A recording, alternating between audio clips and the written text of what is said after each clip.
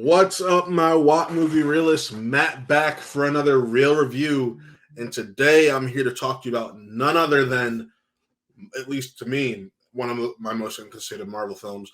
And that is The Marvels. I am so excited to talk about this with you guys because honestly, when it came to this film, I felt that this was something that Marvel hasn't given us in a long time. And that was just a fun, silly, low stakes superhero film.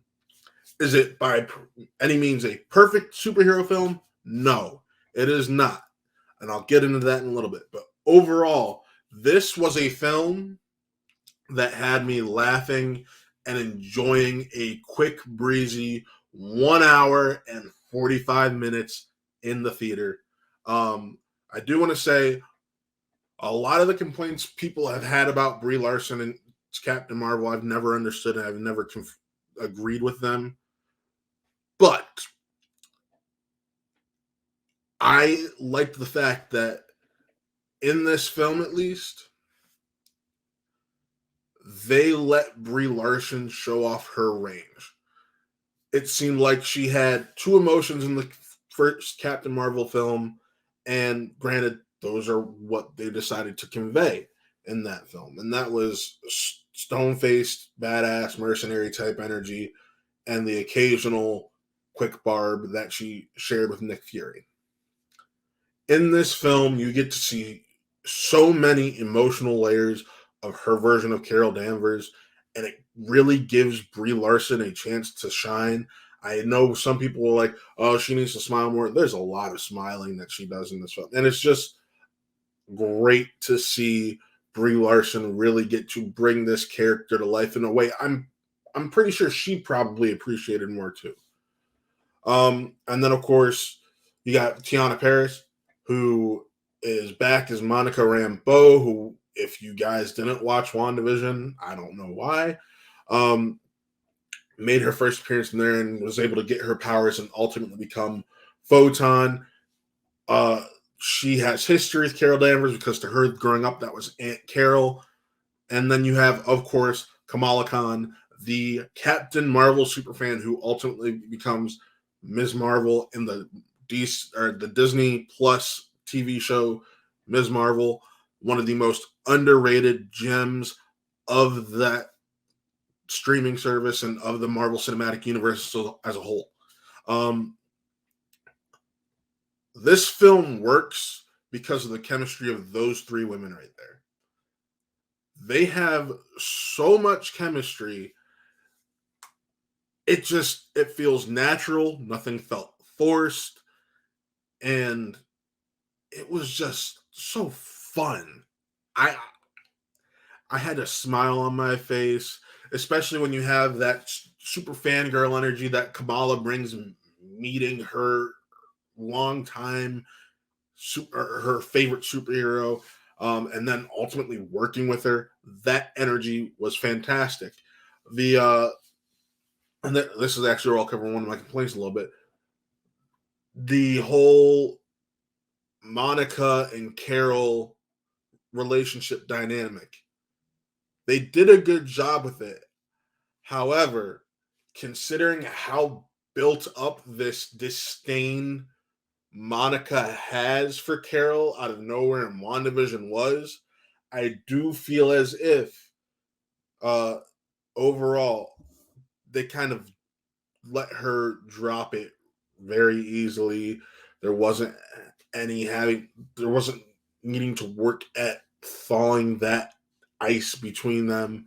Uh, and I felt like that was a little bit of a disservice to the Monica character, especially once you find out why she feels the way she did and more in depth. Um, but just the whole dynamic between the three female leads is incredible. The effects for a Marvel film, better than they've been in a while. Much better than they were in this year's early release, Quantumania. Um, I do want to say some people may be upset with this, some may not. Nick Fury and Kamala's family are the comic relief of this film, and ultimately, Nick Fury works as comic or comedy relief. I had so much fun of having Samuel have his fun and do his thing as Nick Fury while also playing off that hilarious family dynamic that was brought over from uh Ms. Marvel. So the only other real complaint I have about this film is the villain. It seems like we're going back to this trend of Marvel villains. The villain is very forgettable.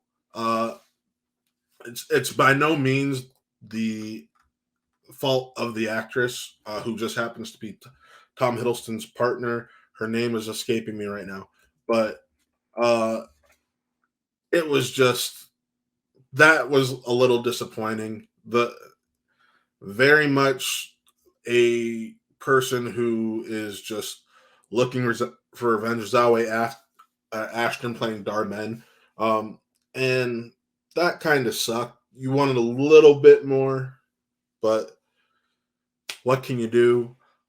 Ultimately, though, if I'm going to give this film a rating out of my normal rating scale of 5, it's a 3.5.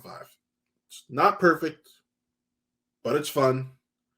And I do think that this is a nice springboard point where there are a few things set up in this film for the Marvel Cinematic universe going forward. And they don't happen towards the end. So just enjoy the ride, and then ultimately there will be a payoff. There's one post-credit scene, so just to share, it's just one. There's a singular post-credit scene. It's in the center, and after that, you're free to go about your day. But go see the Marvels. It's a ton of fun. Always fun to go to the theater. And if you haven't already, be sure to check out What Real Gaming. Taylor just started playing Marvel Spider-Man 2 over there. So be sure to check that out. The first stream is out. The second one should be out at some point today. He just streamed last night. And if you also haven't checked it out already, check out my review for The Holdovers. That review dropped just about an hour ago. Really excited to share it with you. So be sure to check that out. And as always, folks, thank you for tuning in to What Real Entertainment, and we'll see you next time.